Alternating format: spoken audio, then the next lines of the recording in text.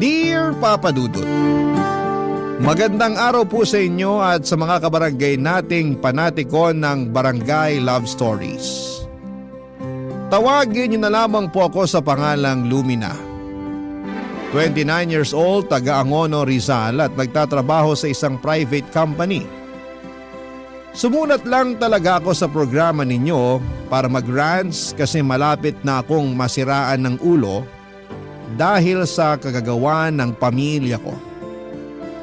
Katulad ng iba ninyong letter sender, isa ako sa mga halimbawa ng pagod na breadwinner. Hindi kami mayaman kaya nga ginapang ko noon ang pag-aaral ko upang makapagtapos ng kolehiyo. Bale, graduate ako ng kursong Business Administration bilang scholar. Hindi ako panganay sa amin, may kuya pa ako na 3 taon ang tanda sa akin at bunso namin na sumunod sa akin na nag-aaral pa hanggang ngayon. High school lang ang natapos ni kuya dahil bulakbol siya sa pag-aaral at maaga ring nagkaanak. Pero hanggang ngayon ay nakasiksik pa rin siya sa maliit naming bahay kasi ayaw niyang tumira kasama ang pamilya ng nanay ng anak niya. Dinadalaw-dalaw na lang niya ang anak niya roon, Papa Dudut. Ang nanay at tatay naman namin ay matanda na. On-call tubero at isang machine operator si tatay at si nanay naman ay naglalabandera, Papa Dudut.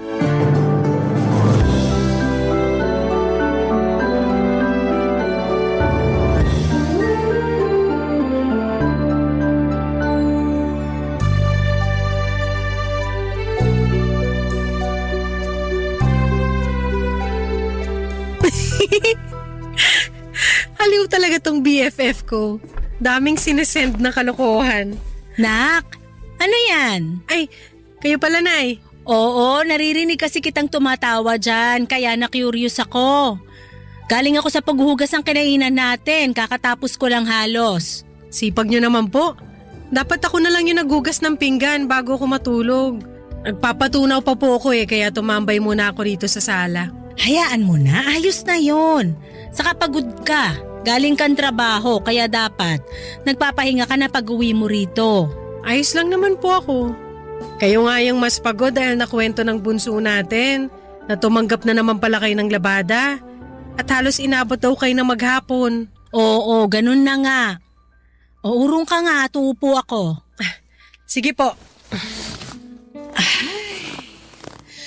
Grabe, sumakit ang likod ko dun ah. Dapat hindi na kayo naglaba. Sayang din kasi yung bayad.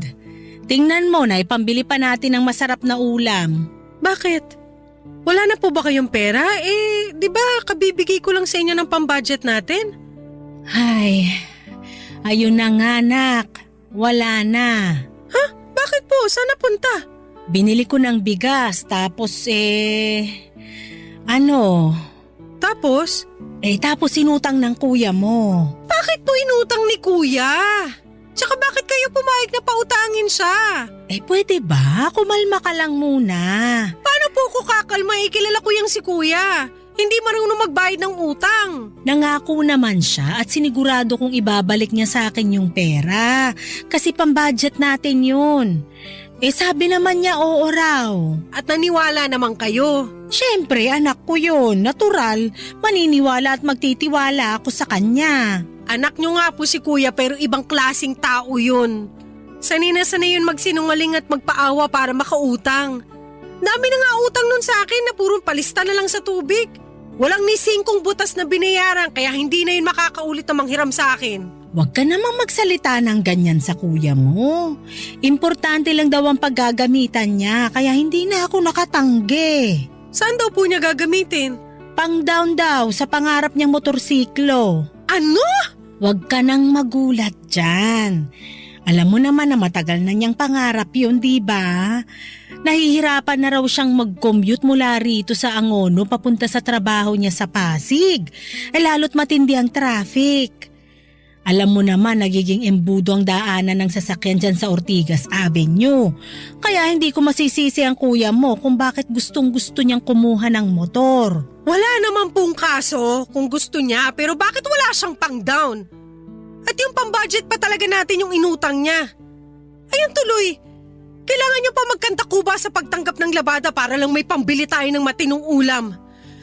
Ay, pambihira naman po, Nay. Alam ko naman po na pera niyo yan since binigay ko na sa inyo. Pero wag niyo naman po basta-basta ipautang kay Kuya. Kahit na sabihin na babayaran niya, mas malaki pa rin yung tsansa na hindi. Hayaan mo na, kapatid mo naman yun. Konsensya na lang niya kung di niya bayaran. Kahit nga konsensya, wala na yata si Kuya. Lumina naman. Nagsasabi lang naman ako ng totoo. Alam niyo yan pero hindi niyo lang tanggap na ganun talagang ugali ni Kuya. Hilig niyo po kasi siyang paboran at bibihin ni tatay kaya nasasanay. Buti pa matutulog na ako. Bigla akong inantok. Papa Dudut, sobrang sama ng loob ko kay nanay dahil nagawa niyang ipahiram kay kuya ang budget namin sa pagkain sa loob ng 2 linggo. Pero na-realize ko na baka napilitan lang siyang gawin yon dahil kilala kong mapilit ang kuya ko. Kumbaga spoiled ito at kung ano ang gusto niya ay nakukuha niya. Sa kabilang banda ay hindi ko pa rin mapigilang maghinanakit sa kuya ko dahil wala siyang kusa na tulungan ako sa pagtatrabaho.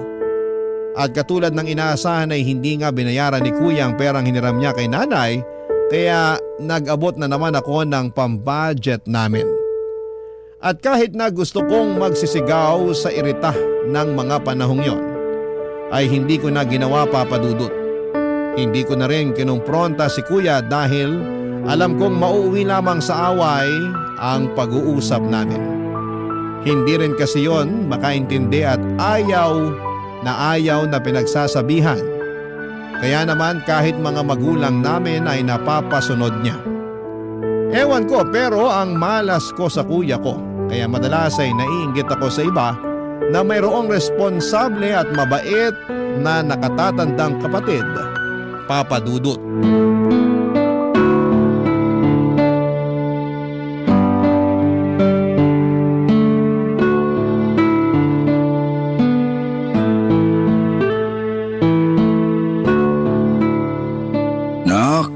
Pwede ka bang makausap? Tungkol saan po, Tay? Nakwento kasi sa akin ng nanay mo na nagalit ka raw nung pinahiram niya ng pera yung kuya mo pang down dun sa pangarap niyang motorsiklo. Totoo ba yun? Hindi naman po ako nagalit. Pero sumama po yung loob ko kasi kilala kong sinungaling si Kuya eh. O kita niyo na? Sabi niya babayaran niya sa sweldo niya pero nakalipas na yung 1 linggo wala pa rin siyang inaabot kay nanay. Tapos nung siningil siya, sinabihan lang na ibigay na lang daw sa kanya. Tama po ba yun eh? Pambudget natin yun sa pagkain at ulam dito sa bahay. Ay, alam kong mali yung ginawa ng kuya mo pero intindihin mo na lang. Wow! Ako pa po ba talaga yung dapat umintindi? Oo, kasi bago naman siya pahiramin ng nanay mo ng pera, kinausap kami ng masinsinan ng kuya mo. Na gustong-gusto na niya raw kumuha ng motorsiklo. Kaso kulang yung pang-down niya kaya hiniram niya yung pambudget na binigay mo sa nanay mo. Alin po yung iintindihin ko doon? Na gustong-gusto na niya pero kulang yung pera niya kaya naisip niyang hiramin at hindi bayaran yung perang ibinigay ko kay nanay? Alin po doon yung kaintindi-intindi sa ginawa ni Kuya? Na matagal na niyang pangarap magkamotor. Wow po ulit, Tay, ha? Nakakatawa naman po yun. Anong nakakatawa dun? Napangarap niya pero hindi niya pinag-ipunan. O kung wala pala siyang pang-down sana inantay muna niya yung susunod niyang sweldo para makumpleto yung pera niya at hindi niya kailangan manghiram kay nanay. Tapos ngayon ako yung mamomroblema kasi wala na tayong makain dahil wala na rin yung perang pang-budget natin. Pasensya ka na kasi di sapat yung sweldo ko. Lalo't kaunting araw lang ako nakapasok sa trabaho. Gawa nang nagkasakit ako. Wala naman pong problema dun. Okay lang po yun. Pero sana hindi basta-basta naniwala si nanay kay kuya. Lalo na't nuknukan ng sinungaling yung taong yun. Huwag mo namang pagsalitaan ng ganyan ng kuya mo. Pinipilit ko naman pong hindi pero nakakainis pa rin eh. Sabi ng kuya mo, masayang masaya raw siya at lalong na-inspire sa pagpasok sa trabaho dahil may bago na siyang motor. Di ka ba masaya para sa kanya? Mukha po ba akong masaya? Lumina naman. Sorry pero ayoko lang magpaka-plastic, Tay. Ang unfair lang kasi, ako gustong-gusto ko na rin kumuha ng motorsiklo noon para hindi na ako magko-commute, pero pinagbawalan niyo ako ni nanay kasi ayaw niyong mayroon akong hinuhulugan buwan-buwan. Sabi niya mahirap magkautang, ganito ganyan, tapos delikado rin magmotor, tsaka takaw disgrasya. Sinunod ko po kayo kasi mga magulang ko kayo at tiniis ko na lang yung pagko-commute kahit mahirap at nakakapagod. Tapos nung si kuya na yung kumuha, ura-urada kayong pumayag at hindi pa kayo nagdalawang isip na ipahiram sa kanya yung pera na kung tutuusin ay galing sa akin. Iba naman kasi yung kuya mo sa'yo.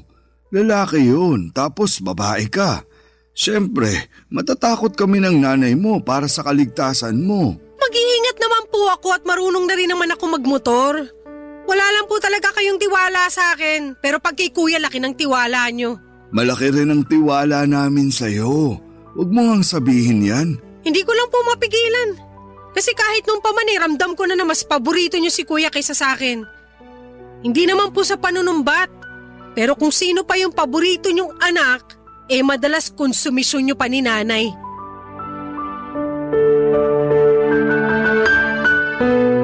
Papadudod, sinubukan kong intindihin si kuya pero unti-unti na lamang ako nawala ng amor sa kanya. Dahil sa araw-araw na lamang na ginawa ng Diyos, ay hindi ko siya nakitaan ng pagkukusa at pagsisikap sa buhay. Natulungan ako upang itaguyod ang aming pamilya.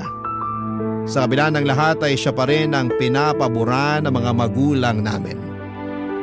Ewan ko ba pero bakit ako ang kailangang umunawa palagi? Nagpatuloy ang usapan namin ni tatay hanggang sa mabanggit niyang dagdagan ko raw ang pera na ibibigay niya para sa bunso namin na meron na naman palang sinalihang contest. Hindi naman sa pinagbabawalan namin siya pero palaging natataon na petsa de peligro pa talaga siya. Mangangailangan ng pera para makabili ng damit na gagamitin niya sa sinalihan niyang patimpalak. Mabuti sana kung sa bawat panalo niya ay nagbabahagi siya ng premyong pera sa pamilya namin pero hindi nga niya mabilihan sina nanay at tatay kahit ni isang balot ng tinapay at soft drinks. Papadudot. Barangay Love Stories. Barangay Love Stories. Papadudot, mahal ko ang mga kapatid ko pero sa tinagal-tagal ng panahon na tinutulungan ko sila siguro ay nagsawa na rin ako. Hindi kasi sila marunong magpasalamat at talaga namang may ugali na hindi maganda ang dalawang yon. Kaya sinong gaganahan na tulungan sila, hindi ba? Sa kabilang banda ay hindi ko naman matiis na hindi tumulong o mag-abot ng kaunti lalo't hirap na rin ang mga magulang namin sa pagtataguyod sa pamilya namin. Yun din ang rason kung bakit hindi ko pa rin magawang bumukod ng bahay dahil naaawa kong iwanan sina nanay at tatay. Lahat ng anak ay pangarap na patigilin na sa paghahanap buhay ang mga magulang nila. Lalo kung may edad na ang mga ito at meron na rin silang kakayahang magtrabaho. Yan ang eksaktong gusto kong gawin kay tatay dahil marami na rin siyang aksidente na pinagdaanan sa pagiging machine operator. Nandun yung kamuntik na siyang maputulan ng braso, naipit ang daliri niya at kung ano-ano pang disgrasya kaya natatakot na rin akong pagtrabahuhin siya. Kaya lang pag tuluyang huminto si tatay ay sa akin naman maaatang ang buong responsibilidad upang itaguyod ang aming pamilya, Papadudot.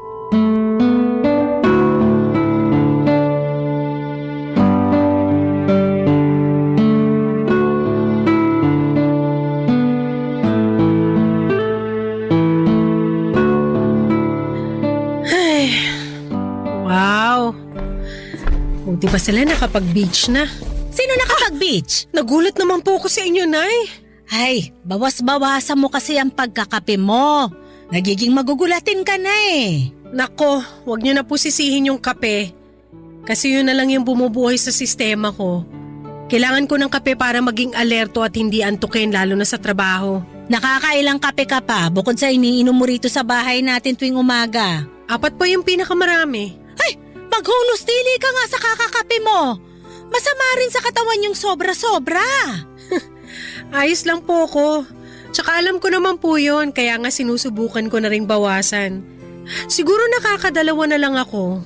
Pero pag di talaga kaya, hanggang 3. Basta bawasan mo kasi nagiging nerbyosa ka. Ako ay nagpapaalala lang bilang nanay mo. Mahirap na yung may mangyari pa sa yung di maganda kakakape mo. Sinasabihan niyo rin po ba si Kuya pag napapasobrang alak niya? Kung uminom yun ng alak parang isda eh. Hindi pa nagtitira ng pang-uwi. Kaya madalas gumagapang. Ay, huwag ka naman magsalita ng ganyan. Ayoko mangyari yun sa kuya mo. Ayoko rin may mangyari sa'yo pag di mo pa binawasan yung kakakape mo. Kayo naman ay, pinag-initan niyo pa yung pagkakape ko? Oh, mabalik tayo dun sa tanong ko. Sino yung sabi mong nakapag-beach na? Yung friend ko po rito sa Facebook. Nagpunta po sila sa isang beach sa Batangas. Maganda naman po doon kasi white sand din. Pero ako pangarap ko sa Boracay talaga pumunta eh. Kaya lang malayo yon, saka magastos. Medyo, kaya nga dapat pag-ipunan po talaga ng husto. Kaya lang, mukhang hanggang pangarap ko na lang po yon dahil nga hindi ako makapagtabi. Gawa ng kulang pa yung sweldo ko pambigay dito sa bahay. Lalo ngayon na napapadalas pag-a-absent ni tatay sa trabaho kasi nagkakasakit siya. Oo nga eh. Hindi na mawala yung pag-aalala ko dun sa tatay mo, gawa ng matanda na rin. Ay, tungkol naman dun sa sinabi mong hanggang pangarap na lang, pasensya ka na talaga anak. Kung kailangan mong saluhin yung pinakamalaking parte ng responsibilidad para buhayin tong pamilya natin. Pasensya ka na kung nauubos yung pera mong pambigay sa amin kasi nga kulang na kulang talaga kinikita ng tatay mo. Kapag naiisip ko yung pinahiram ko sa kuya mo noon na pang down ng motor niya, tapos di na niya binayaran nalulungkot talaga ako. Hindi na kasi ako nadala dyan sa kapatid mong yan. Masyadong mapilit kaya napipilitan din akong pagbigyan na lang. Wala na po yun. Tapos na yun. Nakapag-move on na ako doon kaya dapat wag niyo na pong isipin yun. Wala na tayong magagawa sa ugali ni Kuya. Pilitin niyo na lang na hindi magpadala sa kanya sa susunod kasi dapat kayo pa rin yung sundin niya dahil nanay niya kayo. Tignan niyo ako, hindi na siya makautang sa akin. Kaya nga lagi nga niyang nirereklamo sa akin na di mo na siya pinahihiram. Kasalanan naman niya kasi hindi siya nagbabayad. Hindi naman po ko charity para palagi magbigay. Tsaka may trabaho rin naman siya at kumikita ng sarili niyang pera pero bakit kailangan niya pa mangutang sa akin, di ba? Wala na raw kasing natitira sa sweldo niya kasi mababa lang naman daw ang kinikita niya kumpara sa'yo. Tapos may anak pa siyang sinusustentuhan. Hindi ko na po kasalanan yon kasi choice naman niya yan. O siya, sige. Huwag na natin pag-usapan yung kuya mo dahil baka tuluyan ang masira ang gabi mo. Ayoko namang matulog ka na may sama ng loob sa kanya. Sabi mo nga naka-move on ka na sa ginawa niya. Mga Padudot, nagpatuloy ang pag-uusap namin ni nanay hanggang magtapos yon na hiningaan niya ako ng pera pandagdag sa bills.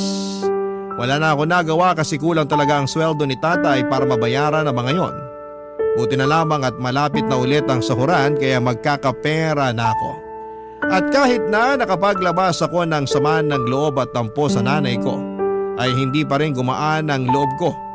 Lalo pa ngayon at bumigat nung kinakailangan ko na namang maglabas ng pera upang mabayaran ang bills namin. Ewan ko ba Papadudot, feeling ko ay ang sama-sama kong anak kasi hindi na nagiging lubos yung kasiyahan ko kapag tungkol sa pamilya ko. Tumutulong ako sa ibang tao kapag nakakaluwag ako pero bakit pagdating sa pamilya ko ay may mga pagkakataon na mabigat sa pakiramdamang pagtulong ko sa kanila. Doon ko na nga kwestiyon ang aking sarili kung tama bang maramdaman ko ang bagay na yon pero hindi nyo rin ako masisisi. Lalo pat nabibigatan na ako sa pagdadala ng buhay. Isang araw ay meron na namang kinaharap na pagsubok ang aming pamilya matapos muling magkasakit ni tatay, Papadudot.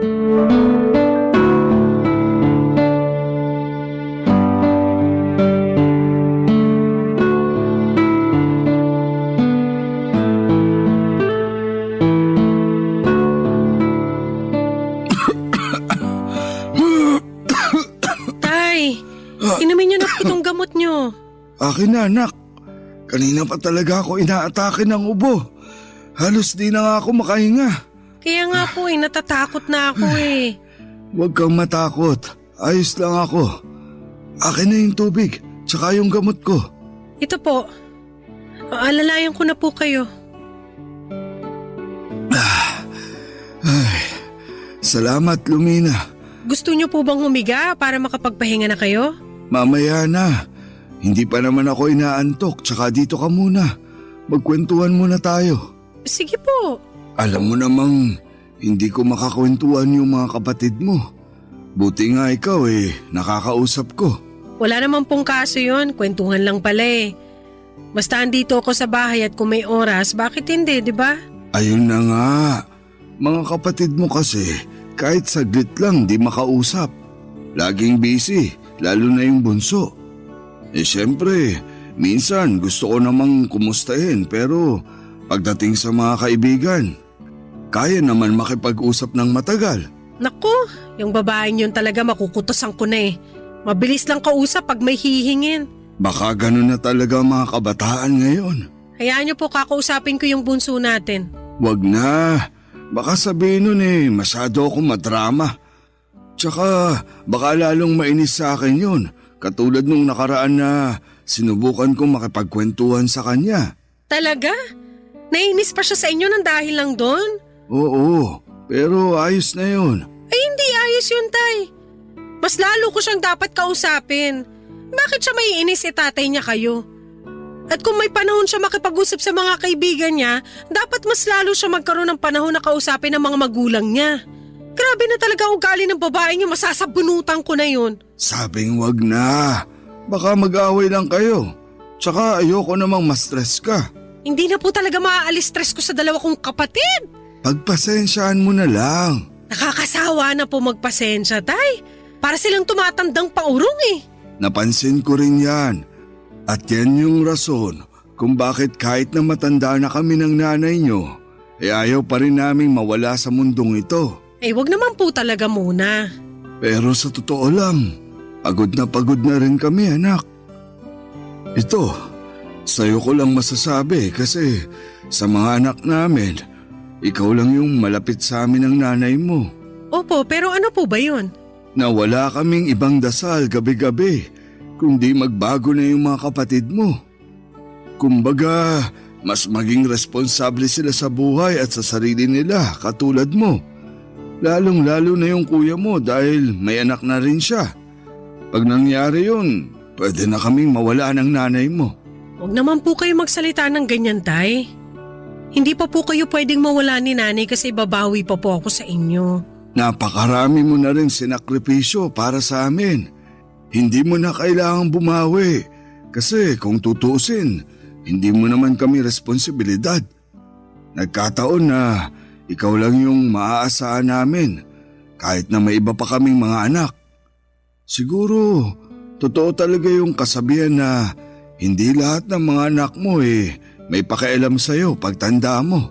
Kaya nga mas lalo kong dapat kausapin yung mga kapatid ko para mas maging maayos yung pakikitungo nila sa inyo. Hindi naman pwede na kung kailan huli na ang lahat, tsaka pa lang sila magbabago. Sana lang makinig sila sa akin. Salamat, Nak. Wala pa nga po Tsaka na po kayo magpasalamat. Hayaan mo na ang tatay. Gusto ko lang samantalahin yung pagkakataon na magpasalamat sa may kapal dahil meron kaming anak na katulad mo. Yun bang responsable, mabait, mapagmahal at hindi maramot? Papadudot aminado ako na tinalaban ako sa sinabi ni tatay. At kahit na anong pigil kung hindi umiyak ay naiyak pa rin ako matapos ang pag-uusap namin yon. Buti na lamang at nakatulog na rin siya matapos niyang uminom ng gamot. Pagkatapos ay nanalangin ako sa Diyos na sana'y pagalingin na niya ang tatay namin sabay pangako na gagawin ko ang lahat upang maitaguyod ng aming pamilya. Habang pinagmamasdan ko ang matamlay at pagod na mukha ni tatay ay na-realize ko na matanda na talaga siya. Kaya nga hindi nakatakataka na mabilis na siyang dapuan ng sakit. Kasabay noon ay bumalik sa akin yung isipin na anumang sandali ay baka iwan na kami ng aming mga magulang. Ayokong mangyari yon dahil hindi ko alam kung paano ako makakausad, Papa Dudut. Barangay Love Stories. Barangay Love Stories. Papa Dudut, 2 linggo ring hindi nakapasok sa trabaho si tatay kaya malaking kabawasan yon sa kanyang sweldo. At bilang may trabaho sa amin na palagi nag-aambag ay ako ang sumalo sa mga gastusin namin sa bahay. Hindi nagtagal ay gumaling naman si tatay at nakabalik na sa pagtatrabaho, kaya lang makalipas lang ang 5 araw ay muling sinubok ang aming pamilya nang madisgrasya sa motor ang kuya ko. Medyo malala ang naging injury niya kaya kinailangan niyang operahan at ma-confine sa ospital ng ilang araw.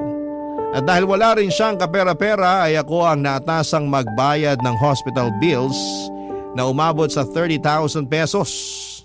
Bukod pa yung mga gamot na kinailangang bilhin habang naka-confine siya. Sobrang down at frustrated ako ng mga panahong yon kasi masasaid ang savings ko kaya naisipan kong mag-loan. Binigay ko sa kinakasama niya ang pera dahil may trabaho ako ng mga panahong yon. Hindi nagtagal ay naging maayos naman ang pakiramdam ni kuya at nakalabas siya ng ospital. Pero makaraan lang ang 2 araw ay may nalaman akong dahilan para magalit ako ng husto, Papa Dudut.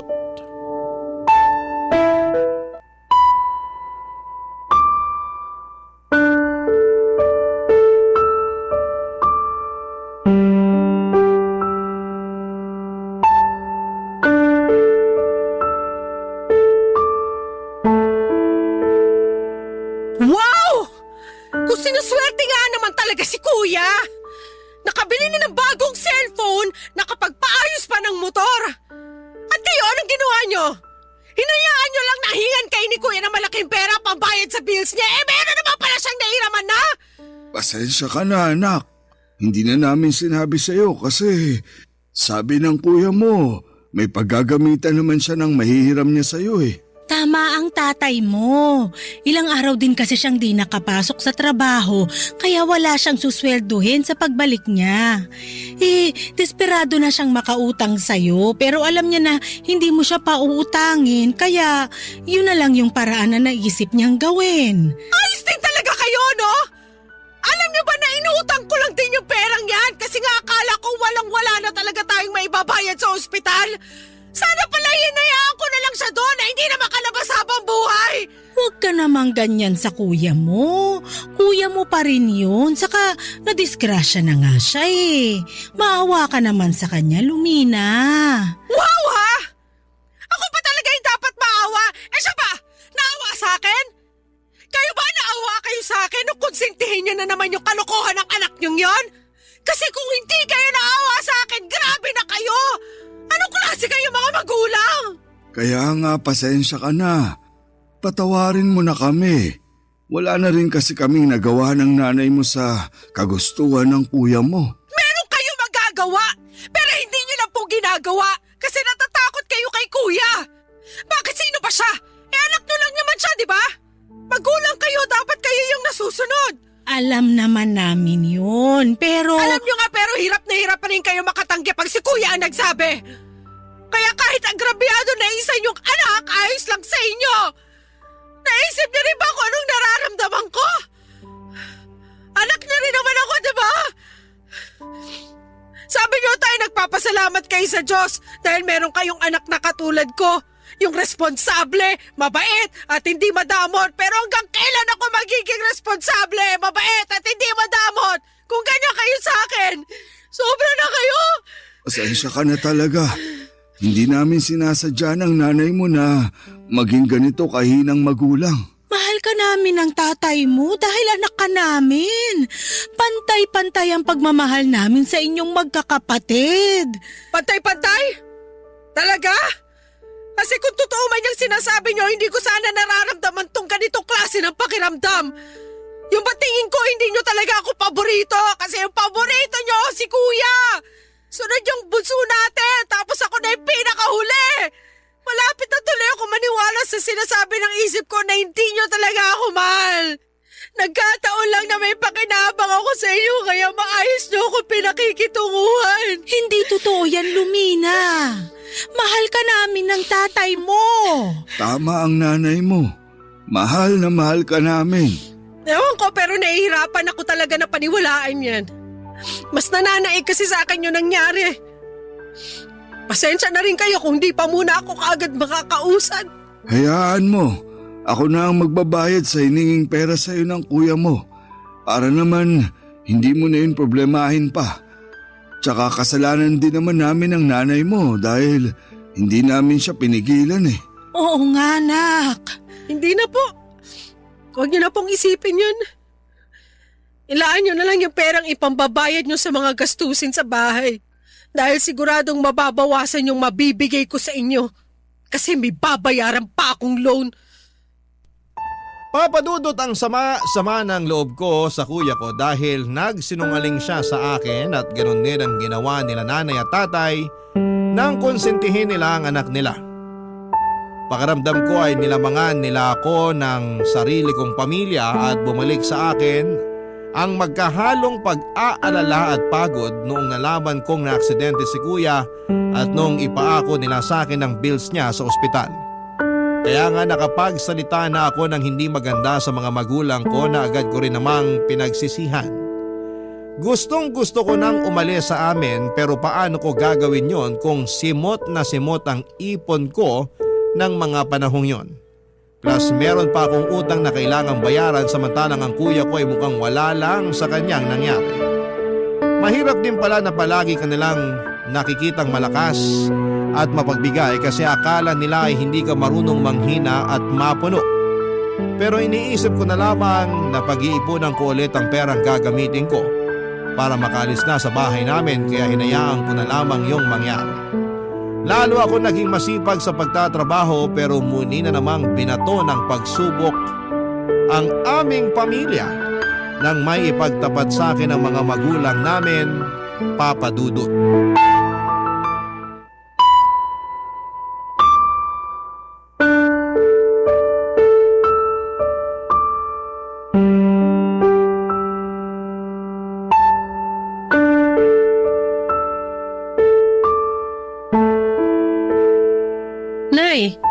Bakit po hindi na naman pumasok sa school si Bunso? Ilang araw na yata siyang absent ah. Nag-aaral pa ba siya? Ha? Oo naman. Bakit mo naman niya naisip? Ikaw talaga? Iba kasi yung kinikilos niya eh. Tapos lagi pang umiiwas sa akin pag nakikita niya ako. Wala naman ako nakakahawang sakit. Ano kasi? Ano po? Tingin ko, dapat nang malaman ni Lumina yung totoo, Mal. Kabilin-bili na ng bunso natin na wag daw nating sabihin sa ate niya. Kasi baka magalit sa kanya. Ay wow! So meron na naman po pala kayong pinagtatakpan. At ngayon si Bunso naman. Hindi naman sa ganon, nak. Hindi raw sa ganon pero ganon na rin yun. Kaya nga sabihin mo na kay Lumina. Para alam na rin niya yung nangyayari sa bunso natin. Ay nako. Ano nga po yun? Ako na ba magsasabi o ikaw na? Kita mong bumubuelo pa yung tao eh. Ay, nak, please, huwag ka muna magagalit o magwawala o ano dyan ha. Baka ma-stress kasi yung kapatid mo pag nalaman niya na alam mo na. Yan naman po yung hindi ko may papangako. Depende sa bigat nung sasabihin niyo sa akin. Pinagtapat kasi sa amin ng kapatid mo. Nabuntis siya. Anong sabi niyo?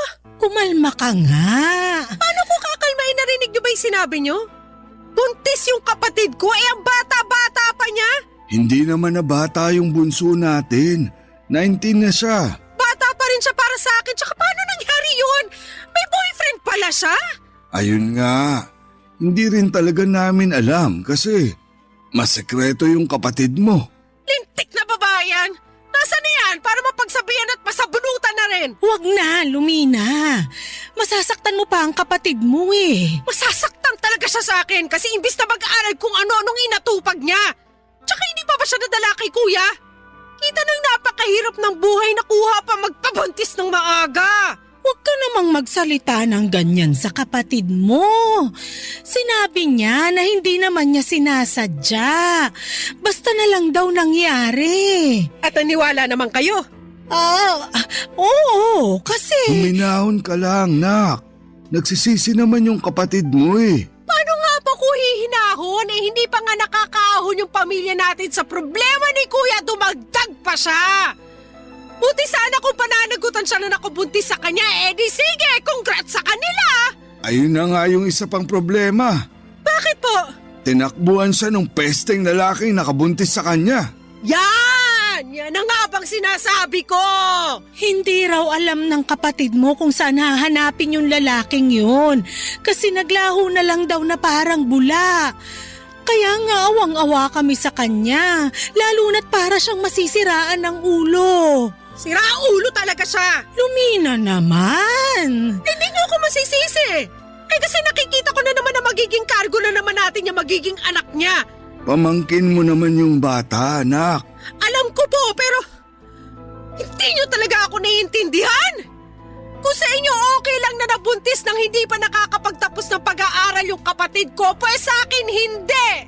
Bata pa siya para magkaanak at nag-aaral pa siya. Ang lakas manghingi ng baon at pera para makasali sa contest, tapos ang Eddie magpapabuntis lang din pala. Hindi ko na talaga alam ang gagawin sa pamilyang to. Konting-konti na lang. Masisira na ang ulo ko.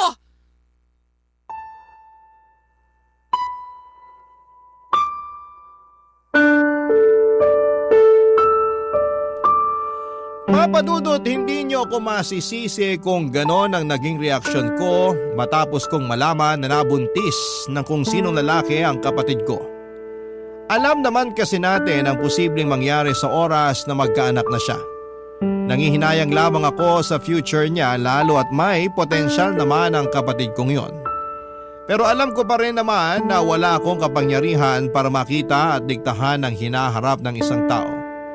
Sa ngayon ay pinagpapasa Diyos ko na lamang ang lahat at hindi ako napapagod na magdasal na sana'y bigyan niya pa ako ng lakas para makapagpatuloy. Nahihirapan na kasi akong mahalin at pakisamahan ang sarili kong pamilya, lalo na at pakiwari ko ay para akong kandilang nauupos. Malapit na akong maubusan ng maibibigay, kaya anumang sandali maaari akong bumigay. At ayoko namang mangyari yon. Sana po ay mapayuhan ako ng mga kabarangay natin kung ano ang dapat kong gawin sa kinakaharap kong sitwasyon. Hanggang dito na lamang po ang sulat ko, Papa Dudut. Thank you in advance sakaling mapili po ninyong i-ere ang aking istorya sa inyong istasyon. God bless and more power pa sa Barangay Love Stories. Ang inyong kapuso at kabarangay forever, Lumina.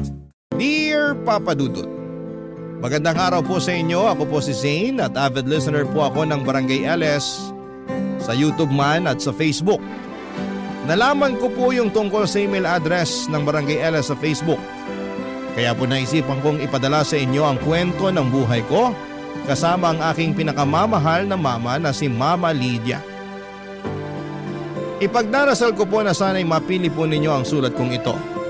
Sinabi ko na rin po kay Mama na magpapadala ako ng sulat sa inyo at natuwa si Mama noong sinabi ko yon. Matagal na po kasi naming pinapangarap na sana'y marinig namin yung kwento ng buhay namin sa radyo.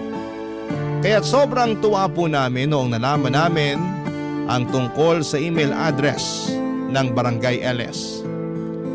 Si Mama nga po pala ay isang housewife. Pero noong pumanaw po si Papa ay talagang nakita ko kung gaano siya nahirapan. Si Papa po kasi lang ang nagtatrabaho noon para sa amin. At nang mawala siya, doon namin naranasan ang hirap ng buhay. Tandang-tanda ko pa po na may mga pagkakataon na late na ako sa nakakapag-exam sa school kasi hindi pa nababayaran ni Mama ang tuition fee ko.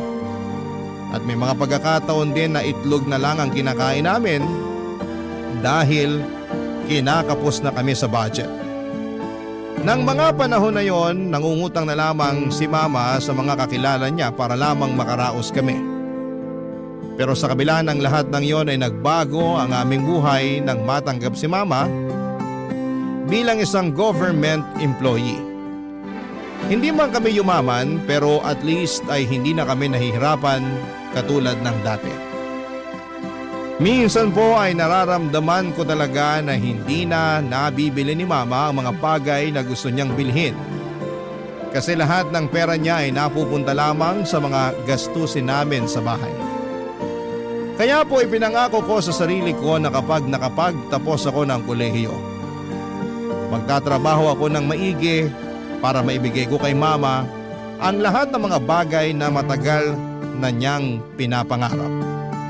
Ang pinakamalaking pangarap ko po talaga para kay Mama ay ang madala ko siya sa mga lugar na matagal na niyang gustong bisitahin. Bilang pasasalamat na rin sa lahat ng sakripisyo at pagmamahal na ibinibigay niya sa akin. Papadudot, ang totoo po niyan, tuwing umuuwi si Mama galing sa trabaho ay hindi ko po maiwasang maging malungkot. Kasi nakikita ko sa mga mata niya ang hirap ng pinagdadaanan niya sa pang-araw-araw.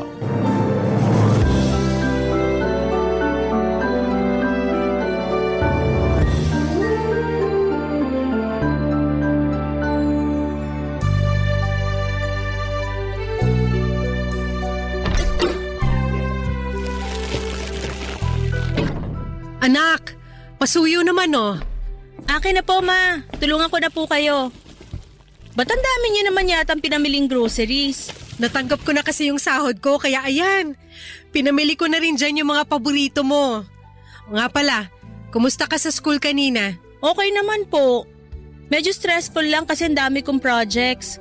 Pero wala po akong hindi kakayanin basta para sa inyo. Naku, ang sweet-sweet mo talagang bata ka. Alam mo, ikaw ang dahilan kung bakit patuloy akong lumalaban sa buhay. Ang totoo po niyan? Naaawa na po ako sa inyo kasi alam kong matagal nyo nang gustong mag-resign sa trabaho. Pero huwag po kayong mag-alala. Ilang taon na lang po at makakapagtapos na rin ako sa college. At kapag nangyari yun, ako na po bubuhay sa inyo. Promise mo yan, ha? Syempre naman. O nga pala, may gusto sana akong ipagtapat sa'yo. Ano po yun? Nagbabalak na akong mag-resign next month. Seryoso? Sigurado na po ba kayo dyan? Oo naman.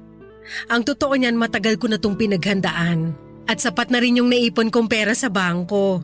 So ano pong balak niyong gawin? Magnenegosyo tayo. Anong klaseng negosyo naman? Alam mo kasi, noon pa man, pangarap ko na talaga magkaroon ng sariling kainan. Pero syempre, naudlot yun nung ikinasal ako sa papa mo. Pero hindi po magiging madali yan. Paano na lang kung hindi pumatok sa masa yan at malugi lang kayo? Napaka-negative mo talagang bata ka. Paano natin malalaman kung hindi natin susubukan, di ba? Kung sa bagay. Sige, kayo po ang bahala. Pera nyo din naman yung gagamitin nyo dyan. At alam mo ba na may nakita na ako magandang pwesto kanina? Perfect na perfect yung pwesto na yun para sa plano ko. Nakuha nyo po ba yung contact number? Siyempre, ako pa ba? Bukas na bukas tatawagan ko na rin yung may-ari ng pwesto. Anak, this is it na talaga. Pakiramdam ko ito na yung simula ng pag-unlad natin. 2 taon kong pinaghandaan to. Ang tagal nyo na palang pinaghahandaan yan pero ni minsan hindi nyo man lang binanggit sa akin yung tungkol dyan. Magtatampo na po talaga ako sa inyo. Sus! Nagdrama na naman ang nag-iisang anak ko na ubod ng ganda. Ano ka ba? Huwag ka nang magtampo sa akin kasi para din naman sa'yo to eh. Bakit hindi nyo man lang nabanggit sa akin yung tungkol sa balak nyo na magtayo ng kainan? Eh kasi ayoko mausog yung plano ko. Kung ganun naman po pala, bakit nyo pa sinabi sa akin ngayon? Kasi napagtanto ko na ikaw ang magdadala sa akin ng swerte. Unti-unti ko na kasing napapansin na tuwing nag-uusap tayo, sinuswerte ako. Ang labo nyo naman. Ewan ko ba sa inyo kung bakit hanggang ngayon nagpapapaniwala pa rin kayo sa mga ganyan? Hindi naman totoo yan eh. Ano ka ba? Wala namang mawawala kung maniniwala tayo, di ba? Ay, kung sa bagay. At speaking of swerte, teka lang, asan na ba yung bag ko? Sandali lang hanapin ko lang. Anong hinahanap nyo? Nung tinawagan mo ko kanina habang namamalengke ako, nakapulot ako ng cellphone. O, sa'yo na yan. Ano ka ba naman, Ma? Sigurado ako nga hanapin to ng may-ari. Siyempre, alam ko yun. Pero tingnan mo muna yung cellphone na yan, walang password. At wala ring laman yung contacts. At nung binuksan ko yung lalagyan ng SIM card, wala ring laman. Tingnan ko nga. Hala, totoo nga! So ano, naniniwala ka na swerte ang dala mo sa akin? Siguro. Pero okay pa naman yung ginagamit kong cellphone. Ipopost ko na lang to sa Facebook. Kawawa naman kasi yung may-ari nitong cellphone. Mukhang bago pa naman, oh. O sige, ikaw ang bahala. O siya, magluluto na ako. Maiwan na kita muna dyan.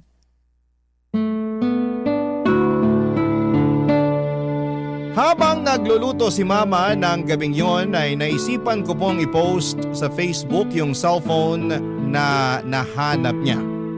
Marami pong nag-attempt na i-claim yung cellphone pero hinanapan ko talaga ng resibo yung mga gustong kumuha. Kasi yun lang po ang paraan para mapatunayan na sila nga ang tunay na nagmamay-ari ng cellphone. Pero wala pong nakapagpakita sa akin ng resibo. Kaya hanggang ngayon ay nasa drawer ko pa rin yung cellphone. Anyway, Papa Dudut, sobrang mapamahiin po talaga si Mama. Naniniwala po talaga siya na tuwing tinatawagan ko siya ay sinuswerte siya. Natatawa at hinahayaan ko na lamang po si Mama sa mga gusto niyang paniwalaan kasi alam ko naman na harmless yon. Hindi ko na rin po siya masisisi kasi yung henerasyon niya ay lumaki sa mga ganitong paniniwala at pamahiin. Hinahayaan ko na lamang po siya kasi wala naman pong masama sa mga pamahiin na gusto niyang paniwalaan niya. Kaya't iniintindi ko na lamang. At tungkol doon sa plano ni Mama makalipas ang ilang buwan, natuloy na po yung plano niyang mag-resign sa trabaho at tinuloy po niya yung pangarap niyang magtayo ng sarili niyang kainan sa pwestong nagustuhan niya. Tandang-tanda ko pa noong mga panahong yon ay hindi po sapat yung savings ni Mama para ipatayo ang kainan. At nagkautang pa po siya para lamang may patayo yung kainan. Pero sa kabila ng lahat ng hirap at sakripisyo ay nagbunga po ang lahat.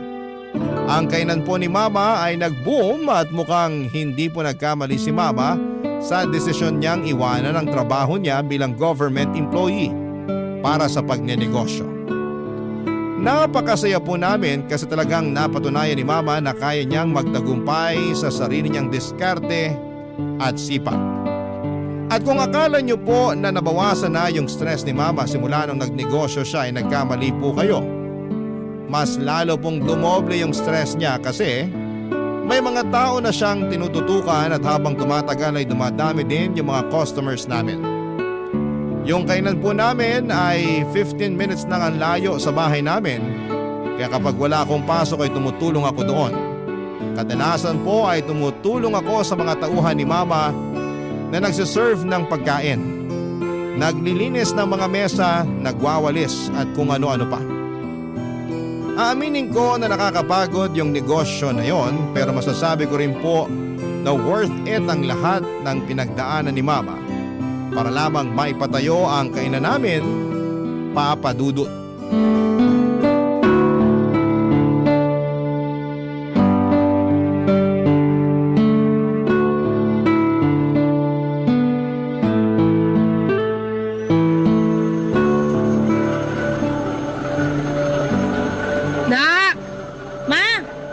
Sinasabi po kayo?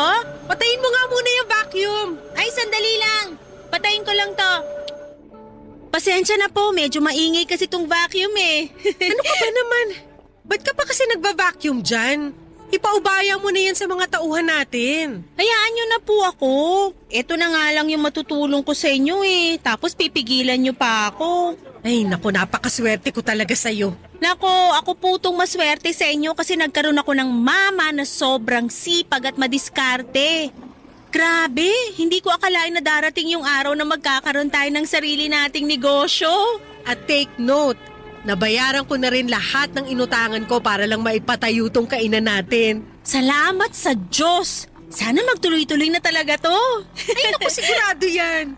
Ikaw lang ang lucky charm ko eh. Ay, ayan na yung delivery ko.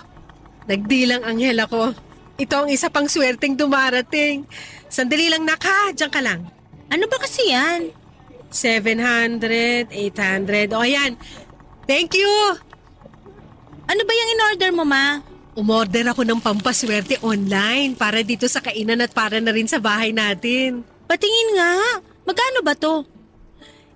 800? Ano ba yan? Ang mahal naman nito. Mura na nga yan eh.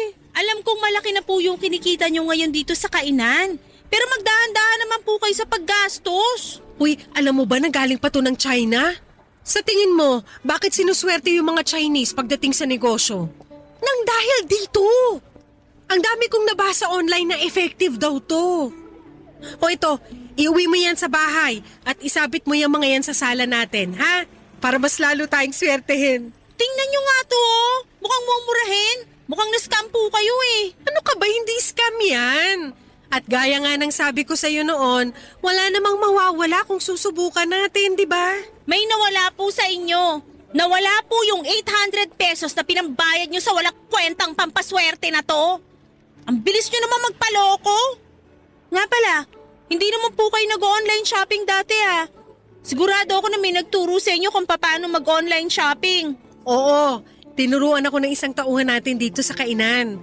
At isa pa, ayusin mo yung tono ng pananalita mo sa akin, ha?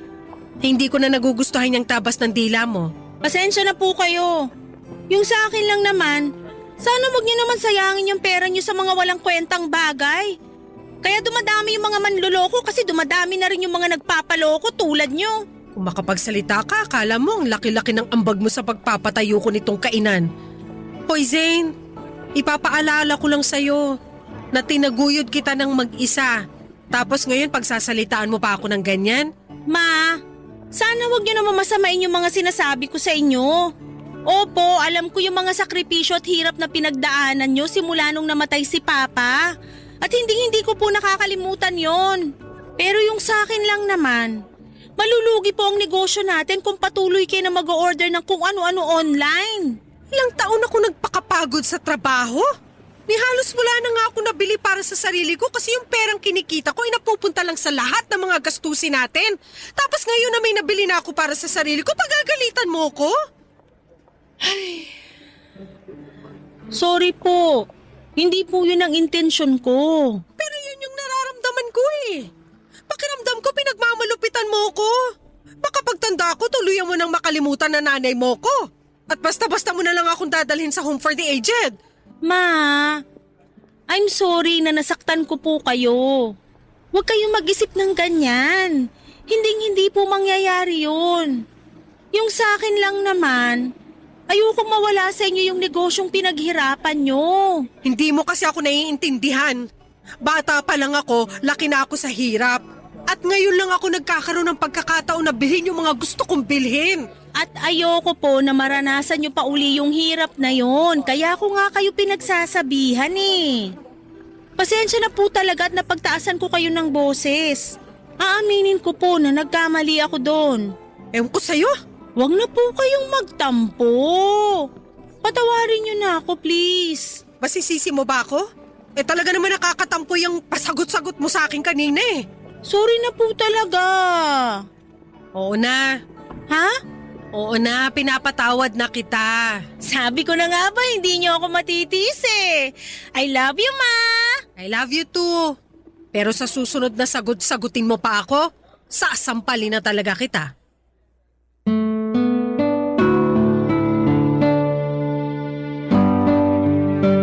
Buti na lang po talaga at nagkabati kami kaagad ni Mama noong araw na yon. Pero Papa Dudut, siguro naman ay naiintindihan ninyo kung saan ako nang gagaling, hindi ba? O siguro yung maliit lang na halaga yung 800 pesos para gawing malaking issue. Pero ang ayoko lang talagang mangyari ay yung mag-aksaya si Mama ng pera para sa mga nakikita niya online. Ang mahirap kasi sa ibang mga matatanda ngayon, lalo na sa mga hindi masyadong techie, ay mabilis silang nagpapaniwala sa mga nakikita sa online.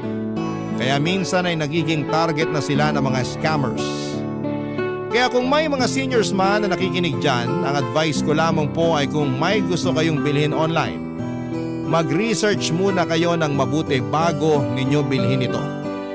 At mas maganda po kung may mga anak o kaibigan kayong makakatulong sa inyo para alamin kung legit o fake nga ba ang isang produkto. Lumipas sa mga araw at mas lalo kong napapansin na dumadami yung mga ino-order ni Mama online. Mabuti sana kung may kwenta yung mga binibili niya, pero sa totoo lang, wala talagang kakwenta-kwenta yung mga pinamimili ni Mama. Naku Papa Dudut, matatawa kayo sa mga binibili ni Mama. As far as I remember, bumili siya ng pang-crack ng itlog, tapos bumili rin siya ng machine na nag-slice ng mga saging.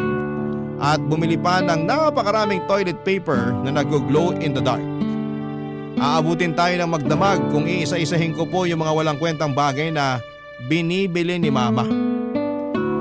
Maniwala po kayo, ginawa ko na talaga ang lahat para pigilan si Mama sa pag-online shopping niya. Pero tuwing sinusubukan ko siyang pigilan, nag-aaway lamang kami at nagkakasamaan ng loob, Papa Dudut. Barangay Love Stories. Barangay Love Stories. Himala na lang po talaga at hindi pa nalulugi ang negosyo namin sa dami ng mga pinamimili ni Mama. Noong mga panahon na yon ay dinadagsa pa naman ng mga customers ang kainan namin. Kaya yung perang winawaldas ni Mama sa mga walang kwentang bagay ay nababawi rin naman niya kaagad. Pero Papa Dudut, ang totoo, ang hirap po talaga. Kating-kati na akong pigilan si Mama ng mga panahon na yon, pero kahit na anong paliwanag ko kay Mama ay hinding-hindi niya pa rin ako maintindihan. Kinuwento din sa akin ni Mama na noong bata pa siya ay sobrang hirap daw ng buhay nila. At mas mahirap pa daw sila sa daga at yung mga gamit niya noon ay puro luma at sira-sira. Kaya ngayon ay bumabawi siya sa sarili niya at bumibili ng mga bagay na gusto niyang bilhin dahil sa may pera na siya. Pero Papa Dudut, alam ko po na hindi magtatagal ay mawawala lahat ng pinaghirapan ni Mama kung magpapadala lamang siya sa emosyon niya.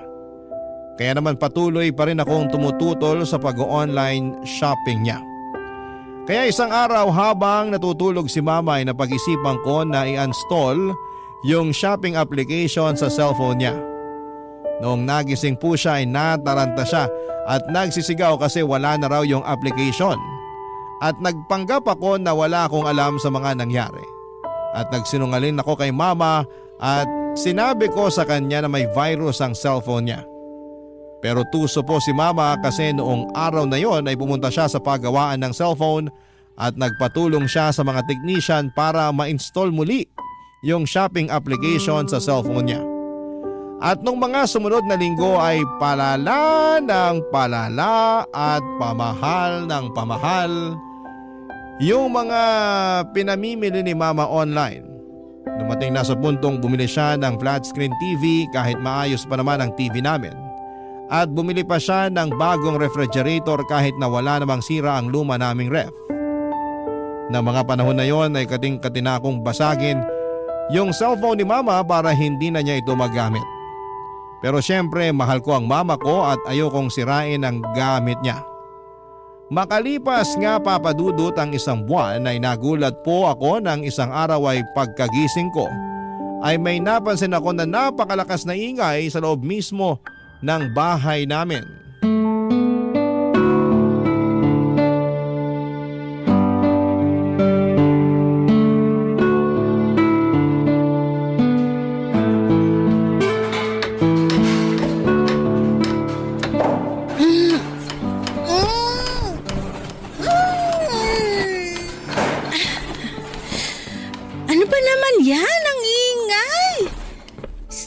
Talaga oh. Natutulog pa yung tao eh. Oh, Ma. Ba't nandito ka? Di ba dapat nasa kainan kayo? Ay, yung kainan pinaubaya ko na muna sa isang staff natin. Pero huwag ka mag-alala. Mapagkakatiwalaan naman yun eh. Sigurado ka ba, Ma? Sa akin mo na lang kaya ibilin yung kainan. Ano ka ba? Alam kong abala ka sa pag-aaral mo at ayoko ma-distract ka. Kaya dito ka lang sa bahay. Sige, sabi niyo eh. Nga pala ma, ba't ang ingay dito? Teka lang, sino yung mga lalaking yun? Ba't ang dami nila? Ay oo nga pala, sila yung kinuha ko para doon sa kwartong ipapagawa ko. Kwarto? Dalawa na nga lang tayo dito sa bahay tapos magpapagawa pa kayo ng isa pang kwarto? Ano yan, kwarto para sa mga bisita?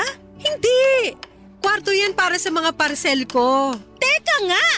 Ano? Uminahon ka nga. Sabihin niyo sa akin na nagbibiro lang kayo, ma. Mukha ba akong nagbibiro? Mamimili ako ng mga bagong gamit online at doon ko ilalagay ang mga ipapamili ko sa bago nating kwarto. Pero gumagana pa naman yung mga gamit natin ah.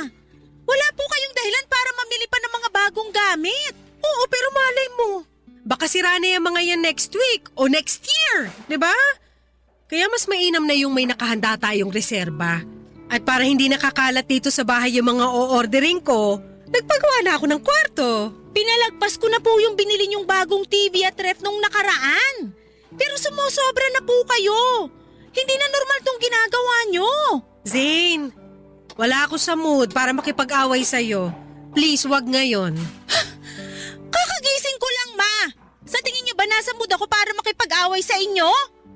I'm sorry, pero hindi ko na matitiis to. Puntahan niyo yung mga lalaking yun at sabihin niyo sa kanila na hindi niyo na itutuloy yung pagpapagawa ng bagong kwarto. Ano? Naiibang ka na ba? Kinontrata ko na ang mga yan. Kung hindi niyo kaya, pues ako na mismo magsasabi sa kanila na tigilan na tong kalokohang to. Sige, gawin mo at palalayasin kita rito. Alam kong hindi niyo magagawa sa akin yan. Huwag mo akong susubukan. Pinapangako ko sa'yo na maghahalo ang balat sa tinalupan pag kumontra ka pa sa mga gusto ko mangyari. At isa pa, ano ba yung kinagagalit mo? Ha? Hindi naman kita pinababayaan At nababayaran ko rin lahat ng mga kailangang bayaran dito sa bahay. Hindi niyo na nakikita, ma. Itong pag-hoard niyo ng mga gamit, ito ang sisira sa atin. Palibasa hindi mo ako naiintindihan. Kasi hindi mo naman naranasan yung hirap na dinanas ko nung bata pa lang ako. Utang na loob! Hanggang kailan niyo balak gawing rason yan, ha? Rinding-rindi na po ako sa dahilan niyo na yan. Gusto ko po kayong intindihin pero sa puntong to, ang hirap-hirap niyo na unawain. Kung nahihirapan ka na sa akin, di lumayas ka. Hindi ko kailangan ng anak na minamandohan ng bawat galaw ko. Intindihin niyo rin naman ako. Minamanduhan ko po kayo kasi nag-aalala ako sa inyo at mahal na mahal ko po kayo. Kung ganun lang din naman, pues, wag mo na lang ako mahalin. Kasi nanliliit ako sa sarili ko.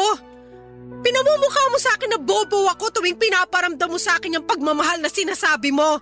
Ma, nakikiusap ako sa inyo. Tigilan niyo na to, please. Pagod na ako sa buhay na to, Zane. Yung pag-o-order na nga lang yung nagpapaligaya sa akin, tapos ahadlangan mo pa? So kailan kayo titigil? Kapag nalugi na yung negosyo natin? Ano bang pinuputok ng butsi mo? Maayos ko naman na napapatakbo yung negosyo natin Alam niyo po, sa totoo lang, gustong-gusto ko nang questionin kung paano kayo nakapagpatayo ng negosyo in the first place Kasi sobrang irresponsable niyo po pagdating sa financial decisions. Ano? Nakakasawa ba yung pakiramdam ng nakakaluwag-luwag na kayo sa buhay kaya bili kayo ng bili ng mga gamit? Hindi niyo naman kailangan yung mga pinagbibili niyo. Buti sana kung may kwenta yung mga ino-order niyo Gumagastos lang kayo sa wala. Napakabastos mong bata ka! Wala kang karapatang para pagsalitaan ako ng ganyan! Hindi ko na po alam kung anong gagawin ko sa inyo. Sa totoo lang po, nahihirapan na ako sa inyo. Pwes, mas nahihirapan ako sa'yo.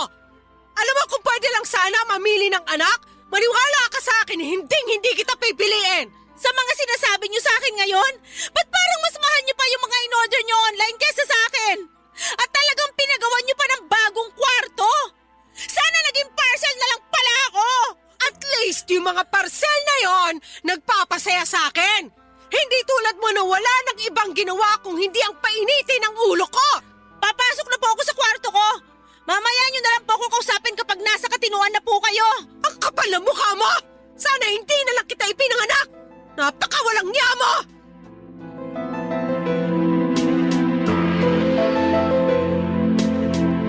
Hanggang Hanggang ngayon ay sobrang nakokonsensya pa rin ako sa kung papaano ko sinagot si Mama noong araw na yon. Nagdilim lang po talaga ang paningin ko at hindi ko na napigilan ang sarili ko noong nalaman ko na nagpagawa si Mama ng kwarto para sa mga parcel niya. Hindi ko matanggap na patuloy pa rin siyang nagbubulag-bulagan sa pagiging hoarder niya, Papa Dudut. Kaya napag-isipan ko po na mag-research tungkol sa kondisyon ni Mama. Nang tinignan ko sa internet ay napag-alaman ko na ang tawag pala sa kalagayan ni Mama ay hoarding disorder at isa itong mental health condition. At alam ko rin po na kapag sinabi ko kay Mama na kailangan niya nang magpatingin sa isang professional ay hinding-hindi siya papayag. Kaya hindi na ako nag-abala na sabihin kay Mama na may mental illness siya. Gulong-gulo din po ako noon dahil nagsisimula ng humina ang kita namin sa kainan. Sa totoo lang ay normal naman sa negosyo magkaroon ng mga panahong matumal ang benta at hindi sana yon magiging malaking problema, pero naging malaking problema siya dahil umabot na sa puntong nangungutang na si Mama ng pera para lamang makapag-online shopping. Doon ko po talaga napagtanto kung hindi ako kikilos at kung hindi ko tutulungan si Mama na tigilan ang bisyo niya sa pag-o-order ng mga gamit online ay pareho kaming pupulutin sa kangkungan. Kaya hindi na po ako nagdalawang isip na gumawa na ng paraan para maagapan ang sitwasyon bago pa ito lumala.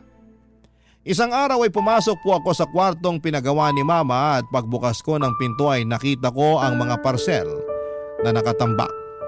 Ang mas nakakapanlumo pa dyan, Papa Dudut, ay madami pang parcel na hindi nabubuksan ni Mama.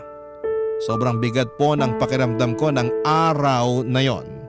Pero alam ko na kailangan ko itong gawin hindi lang para sa negosyo namin, kundi para na rin sa kapakanan ni Mama, Papa Dudut.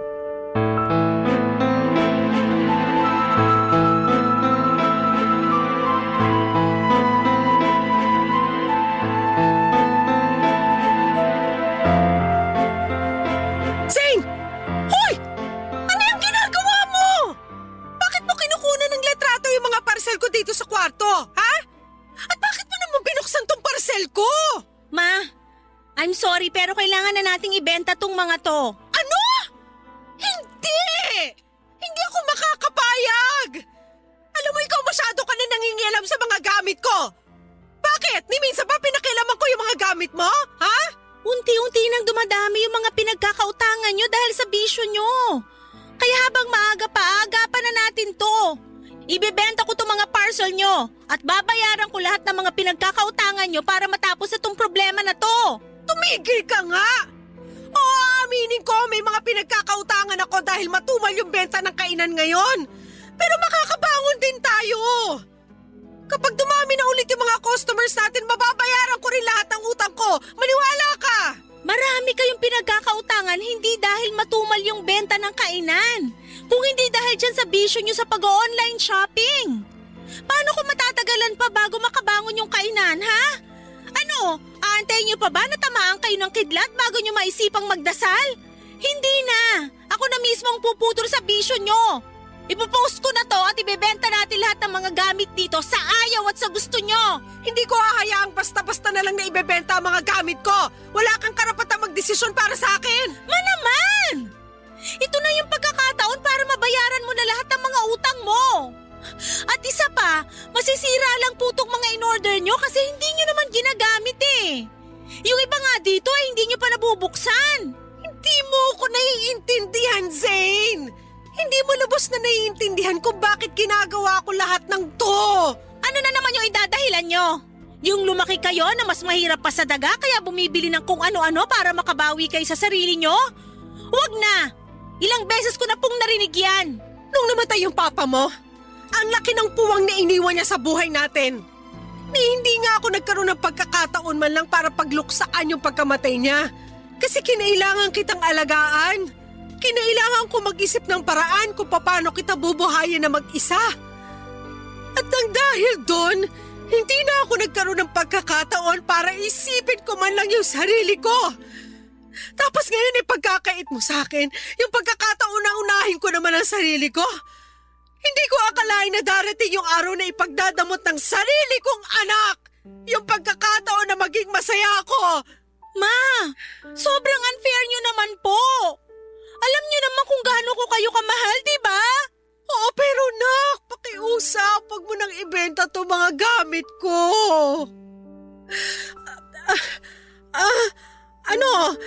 Pinapangako ko sa'yo na huling-huli na to. Hindi na ako mag-o-order ng kung ano-ano online. Pangako sa'yo yan. Sigurado na ba yan? Oo naman. Eto yung cellphone ko. Gawin mo na kung anong gusto mong gawin dyan. Maniwala kayo sa akin. Para sa inyo rin tong gagawin ko. Bakit? Anong balak mong gawin? I-delete ko na po yung account nyo kung saan kayo namimili ng mga gamit. Ha? Sobra naman ata yan, nak. Dapat nga matagal ko nang ginawa to eh. Baka naman... Ano? Baka naman pwede mo akong pagbigyan. Huli na talaga to. Naman! Please. Isang order na lang talaga. Sige na naman, payagan mo na ako. I'm sorry po, pero hindi pwede. Ayan, na-delete ko na rin yung account nyo sa wakas. Eto na po yung cellphone nyo. Nakakapanghinayang naman. Tingnan nyo nga itong mga gamit nyo sa kwarto na to. Kung may dapat man kayong panghinayangan, yun yung pera na nasayang sa kaka-online shopping nyo. Sige na.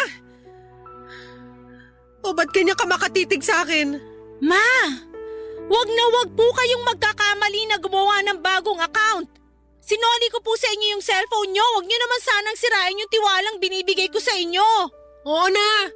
Pangako hindi na ako gagawa ng account. At parang awa nyo na. Sana bayaran nyo na po yung mga pinagkakautangan nyo kapag nakaluwag-luwag na kayo. Huwag ka mag-alala, ako nang bahala dyan. Sigurado naman ako na makakabangon din yung kainan eh. Sana nga talaga. Pero di bale, ang mahalaga ngayon hindi na uli kayo makakapag-order ng kung ano-ano online. Nga po pala, siguro mas makakabuti kung gawin na lang nating guest room tong kwarto na to. Sayang naman po kung gagawin nyo lang tong bodega, di ba? Pero gusto kong nakikita yung mga pinamili ko sa kwarto na to. Ma, sana wag niyo masamain tong sasabihin ko sa inyo, ha? Ayaw ko na sanang sabihin to eh. Pero mukhang wala na akong choice. Bakit? Ano ba yun? Yung pag-hoard nyo kasi ng gamit. Sa tingin ko hindi na normal yon. At pakiramdam ko makakatulong kung pupunta tayo sa doktor. Hoy Zane! Namimili ako ng mga kung ano-ano pero hindi ako baliw! Kalimutan nyo na lang po yung sinabi ko. Baka kung saan pa mapunta tong usapan na to. Tulad ng inaasahan ko ay nagalit si Mama noong sinabi ko sa kanya na isang mental illness ang pag-hoarding ng gamit. Pero makalipas ang ilang araw ay napansin ko na palagi nang nakatutok si Mama sa negosyo namin. Pero tuwing nasa bahay siya ay napapansin ko rin na parang hindi siya mapakali, Papa Dudut. Minsan ay nakikita ko sa mga mata at kilos niya na miss na niya yung pag-online shopping. Naiintindihan ko naman si Mama at medyo nakukonsensya din po ako na dinilit ko yung account niya sa shopping app. Kasi alam ko kung gaano siya kasaya kapag nakakapamili siya ng mga gamit niya. Pero alam ko rin naman na ginawa ko yun para sa ikabubuti niya. At para naman hindi na ma-bored si Mama sa bahay ay hinikayat ko na lamang siyang lumabas-labas kasamang mga kaibigan niya. At ipaubayan na lamang muna sa isang mapagkakatiwalaan na tauhan namin yung kainan at mukhang nakatulong yung advice na yon. Kasi simula nang nakapag-bonding na si Mama kasama ang mga friends niya ay unti-unti ko nang nakikita na nawawala yung lungkot sa mukha niya. Hindi na rin naman buwabata si Mama, Papa Dudut at sa tingin ko ay deserve naman niya yung makapag-enjoy at magkaroon ng oras para sa sarili niya. Kasi sino ba namang anak ang gustong makita ang mama niya na nakatunganga sa bahay at na-stress palagi sa pagpapatakbo ng negosyo? Masakit para sa akin yon kasi ayokong nakikita si Mama na malungkot o parang napapaligiran ng mga problema. Kaya't nag-decide akong hikayatin siyang lumabas, magpahinga at magsaya. Kasi bilang isang anak ay gusto ko naman na makita siya na masaya at puno ng buhay.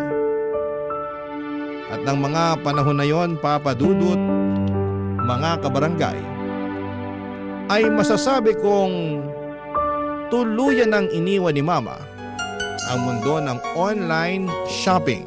Barangay Love Stories. Barangay Love Stories. Habang tumatagal ay mas lalong lumaki ang social circle ni Mama at marami na rin siyang nakikilalang ibang tao at masaya ako para sa kanya. Kasi nakikita ko sa Facebook na nagsisimula na siyang mag-ballroom dancing at palagi silang nagkakasiyahan ng mga kaibigan niya. Sabi nga ni Mama sa akin ay hindi siya masyadong lumalabas o gumagala noong buhay pa si Papa.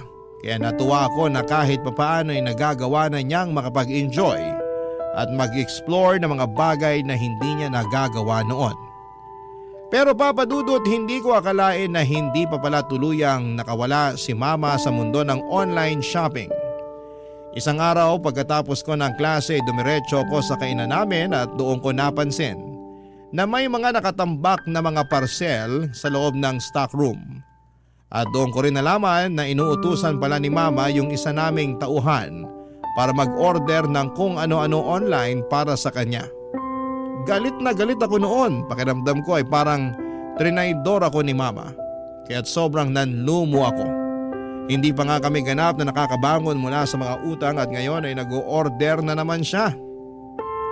Sinabihan ko yung tauhan namin na huwag papayagan si Mama na mag-online shopping. At sinunod naman niya ako. Pero tulad ng inaasahan ko ay nag-away na naman kami ni Mama noong pinagbawalan ko yung tauhan namin na tulungan siya sa pag-online shopping.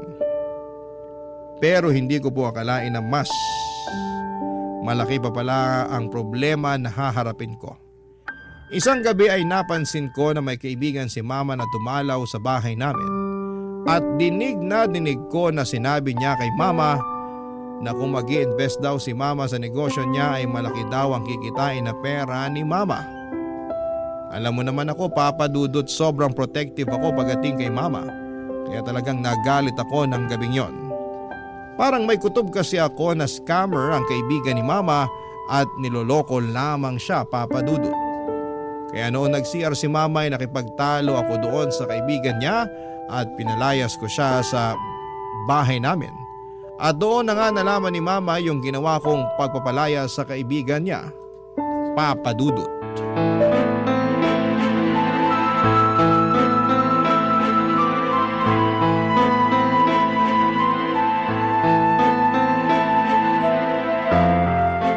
Zane!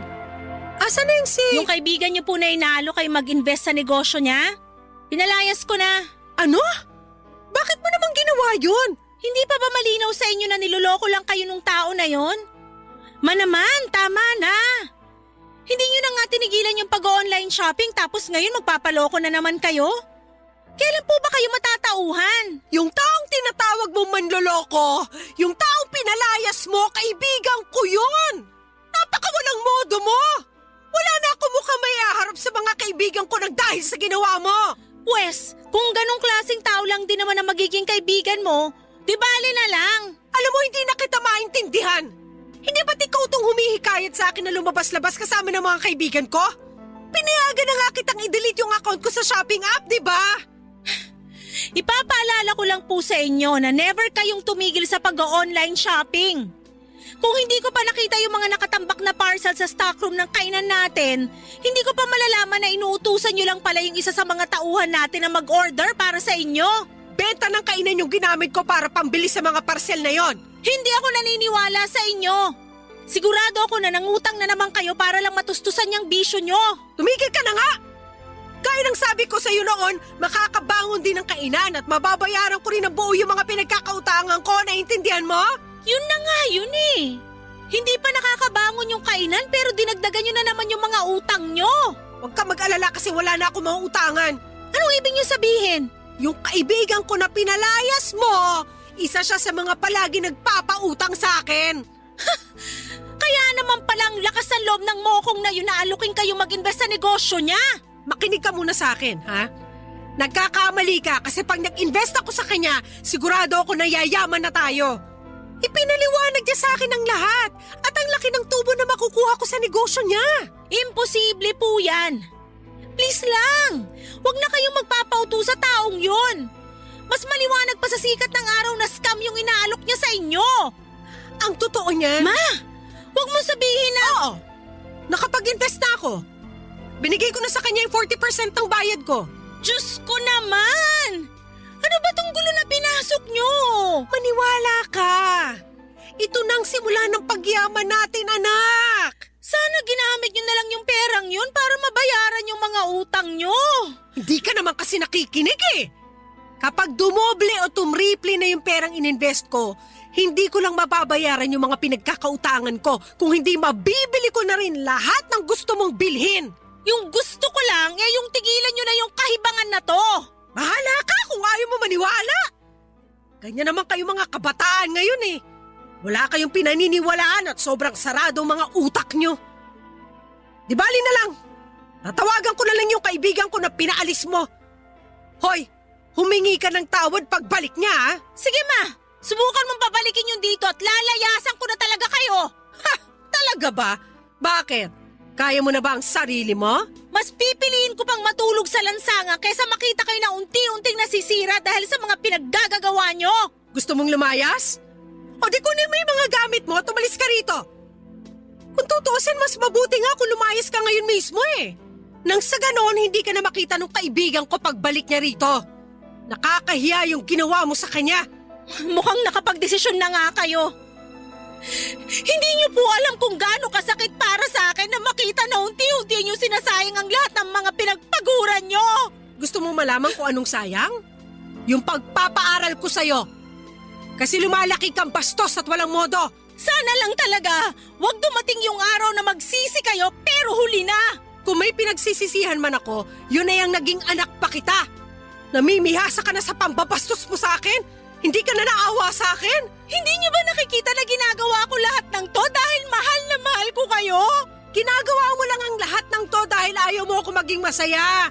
Ang gusto mo lang ay yung nabibigay ko sa iyo yung allowance mo. Ganun ba talaga kababaw ang tingin niyo sa akin? Oo! Kasi kung mahal mo ako, hindi mo ako pagbabawalan sa mga bagay na nakakapagpasaya sa akin. Ayoko na po. Wala nang patutunguhan tong usapan na to. Siguro panahon na para maghiwalay muna tayo. At saan ka naman pupunta?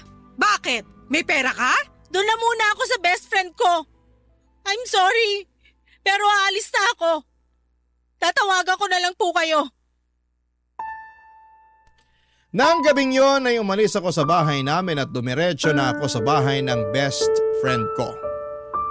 Yun na ata yung pinakamahirap at pinakamasakit na desisyon na nagawa ko. Yung iwanan si mama, pero ang sakit din na kababae kong tao ay hinayaan lamang ako ng nanay ko na umalis at iwanan siya.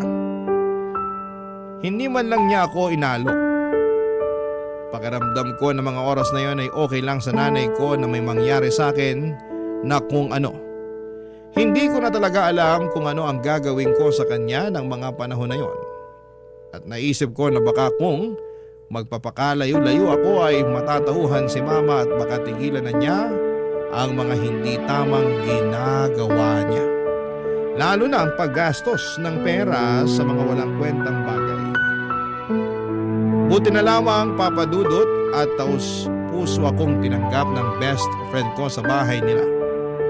Dumaan ang mga araw na nanghihiram na lamang ako ng pera sa kaibigan ko na yon para may pangbaon ako. Mabuti na lamang at hindi pa due yung tuition ko noon kasi kung hindi baka hindi ko napanindigan yung desisyon kong layasan si mama. At kahit wala na ako sa bahay namin ay patuloy pa rin akong nagtitext at tumatawag kay mama. Pero hindi siya sumasagot at palagi niyang pinapatay ang tawag ko. Okay lang sa akin yon kasi at least alam ko na ligtas si mama at wala akong dapat na ipag-alala. Kasi napapatay niya pa yung mga tawag ko. Pero syempre kahit na gano'n ay hindi ko pa rin maiwasang mag-alala. Minsan ay gusto ko nang umuwi pero pinipigilan ko ang sarili ko. Sabi ko sa sarili ko ay hindi ako uuwi hanggat hindi nagbabago si Mama. At tuwing wala akong pasok ay dumadaan na lamang ako sa kainan namin at doon ako nagtatanong sa mga tauhan namin tungkol kay Mama. Ang sabi nila ay okay naman daw si Mama at wala naman daw akong dapat na ipag-alala. Pero isang araw ay tinawagan ako ni Mama at pinapauwi na niya ako. Kaya nagpasalamat ako sa best friend ko na pinatuloy niya ako sa bahay nila. At nung umuwi na ako sa bahay namin ay doon ko nalaman ang tunay na kalagayan ni Mama, Papa Dudut.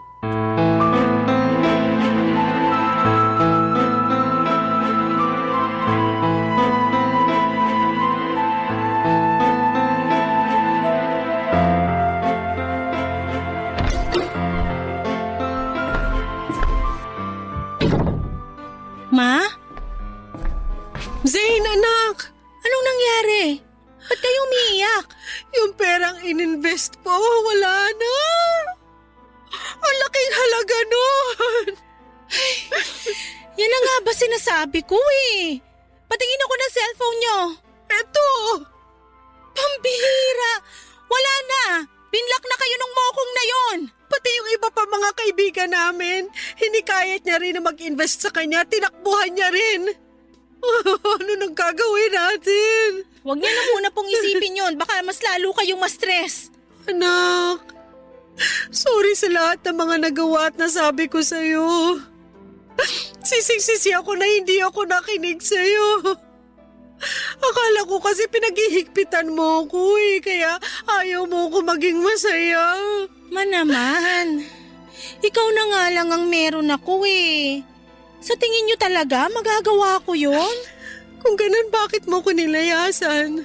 Nagawa ko lang naman yun kasi nawawasak na yung puso ko tuwing nakikita ko kayo na winawaldas yung mga pinaghirapan nyo sa mga walang kwentang bagay. At ngayong naiintindihan ko na kung bakit mo ko pinagsasabihan noon. Pero wala na yung perang ininvest ko, nak. Natangay na ng manluloko na yun. Di bali na lang po. Yung perang nawala sa inyo, pwedeng-pwede natin kitain uli yun. Pero pag kayo namatay sa stress, yun ang hindi ko kakayanin, Ma. Mahal na mahal ko po kayo. Mahal na mahal din kita. Mapapatawad mo pa ba ako sa lahat ng mga nasabi at nagawa ko sa'yo? Ang totoo niyan, dapat ako nga itong humihingi ng tawad sa inyo eh. Oo, alam kong mali yung ginagawa niyong pagsasayang ng pera. Pero dapat hindi ko kayo binastos. Dapat kinausap ko na lang kayo ng maayos. Sising-sisi din po ako sa kung paano ko kayo sinagot-sagot noon. Paano mo naman ako kakausapin ng maayos? Hindi nga kita pinapakinggan noon, di ba? Basta Ma, lagi niyong tatandaan na kakampi niyo po ako, okay? Makakaasa ka na simula sa araw na to. Magtitiwala na ako sa'yo. Mabuti naman po kung ganun. Narinig ko nga din pala sa mga tauhan natin na pumunta ka raw sa kainan para itanong sa kanila yung tungkol sa lagay ko. Anak, thank you talaga ha. Ngayon alam ko na mahal mo ako. Hindi naman po kasi nawala yung pagmamahal ko sa inyo eh. At wag na rin po kayong manghinayang dun sa pera na nawala sa inyo kasi sigurado ako na makakaahon din yung kainan natin. Ay nako, panigurado yan kasi hindi ko nasasayangin ang pera natin sa mga walang kwentang bagay. Pangako po yan? Oo, pangako. Paano kung binobola nyo lang pala ako? O eto, kunin mo tong cellphone ko, itapon mo na rin yan. Ayan na naman kayo eh. Nako, sigurado ako na ipapadaan nyo na naman sa mga tauhan natin yung pag-o-order nyo online. Ay nako, hindi na. Alam mo hanggang ngayon, sinisingil pa rin ako ng mga pinagkakautangan ko. At na-realize ko rin na ayoko na ng ganong klaseng buhay. Di bali nang hindi tayo mayaman, basta wala tayong utang. Alam nyo Ma, proud na proud ako sa inyo. Ay, nga pala. Ano po yon? Pumapayag na ako na dalhin mo ko sa psychiatrist. Seryoso po kayo? Oo naman. Ma, may lagnat po ba kayo? Pinaprank niyo lang yata ako eh. Loko-loko ka talagang bata ka. Aaminin ko na hanggang ngayon gustong-gusto ko pa rin mag-online shopping. At alam ko na hindi mawawala tong kagustuhan ko mag-online shopping kung hindi ako hihingi ng tulong. Nananaginip ba ako? Oh, ayan. Ay ma, makakurot naman. Buo na ang desisyon ko na magpatingin sa psychiatrist. Basta sasamahan mo ko ha. Oo naman po, walang problema yan. Alam mo ba, nung nawala ka, na-realize ko rin na ang lungkot pala ng buhay ko. Hindi ko kakayanin kung wala ka. Kaya wag mo na akong iiwan ha. I'm sorry po kung nagawa ko yun. Promise ko po sa inyo na hindi na mauulit yon.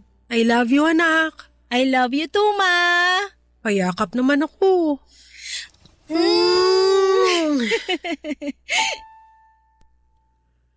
Papadudod, sigurado po akong yun na yung pinakamasayang araw sa buhay ko dahil alam ng Diyos na wala na akong ibang hiling kundi ang magbago si Mama at matauhan siya sa pagwawaldas ng pera niya sa mga walang kwentang bagay.